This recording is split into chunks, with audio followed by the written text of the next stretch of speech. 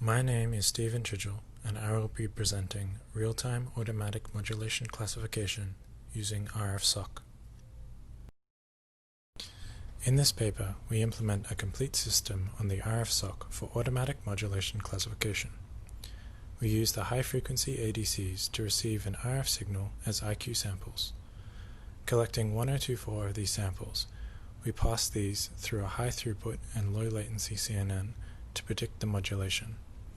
This hardware block is capable of 488,000 classifications each second and has a latency of just 8 microseconds. This CNN block predicts the modulation and is passed back to the CPU. One of the issues implementing neural networks on an FPGA is the size of modern networks. In previous work, implementing ternary neural networks on FPGAs was explored. This technique assumes that the network is known at design time and has ternary weights. This allows the removal of multiplication operations in the convolution calculation, which is critical for a high-throughput hardware implementation.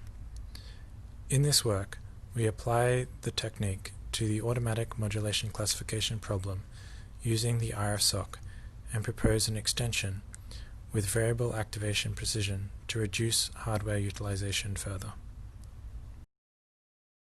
If ternary weights are used in the convolution, the computation of a single convolutional filter becomes very simple.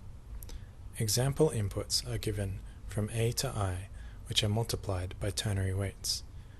The sum of these terms results in equation Z0.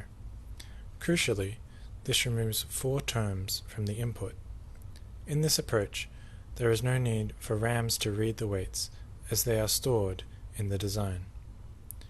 The adder tree diagram demonstrates how efficient this representation can be when implementing multiple of these equations. Not only is the sparsity very effectively exploited, common terms in these equations can be combined to reduce computational requirements. Compared to the dense calculation, this previous work demonstrated that only about 10% of the operations are computed.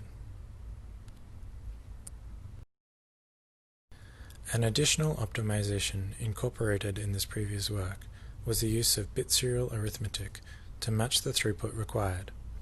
In modern networks, the use of pooling layers is common.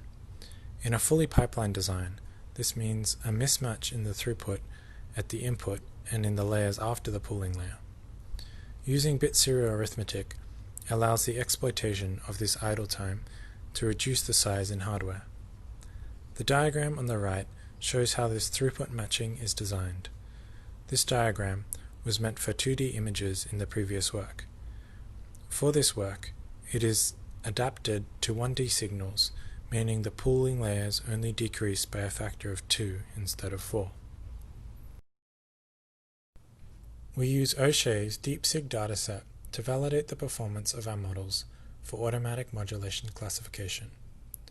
This plot shows the accuracy of various models with different SNRs. ResNet is clearly superior. However, this is a very large and computationally intensive model. A fully pipelined version is not feasible using the ternary weight techniques. We explore variations of the smaller VGG10 network. The TW prefix means ternary weights are used. As this plot shows, using ternary weights does have an impact on accuracy. Restricting to binary activations as well makes this more pronounced. In this work, we propose the use of incremental activations to reduce the hardware cost with minor impact on the accuracy. Instead of maintaining a fixed activation precision and varying the width of the adders, use bit serial adders everywhere and use any idle time to increase the precision. This table compares 4 different networks on the FPGA. The first 2 networks have ternary weights and 16-bit activations, along with 64 or 96 convolutional filters in each layer.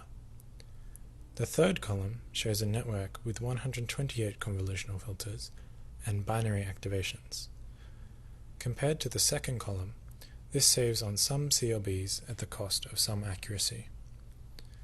The incremental approach in the final column uses the same area as the binary activations implementation, but gains nearly 5% accuracy for free by exploiting the idle time.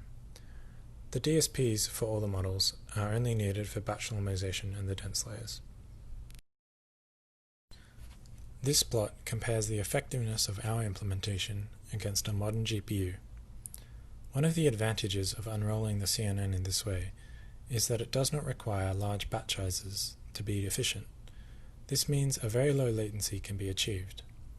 While floating point models clearly have superior accuracy, the throughput for this FPGA version is much higher, enabling processing of automatic modulation classification in real time. The diagram to the right shows an overview of the software used in this work. The model is trained in TensorFlow. The convolutional layers are converted to Verilog with the TWN generator. This is combined with other RTL to implement the rest of the CNN and the surrounding systems. All the code written for this paper has been released as open source. The TWN generator is provided as a pip package. The rest of the code in this paper is in the other link provided. For the system implementation, the network trained on O'Shea's DeepSig dataset could not be used directly due to different ADCs and sampler properties. Instead, we created a signal generator to generate a dataset. A CNN was trained on this data in TensorFlow, then implemented on the RFSoC. This is a demonstration of the system. As the cable is connected, the confusion matrix goes from predicting noise as BPSK to predicting all of the classes correctly.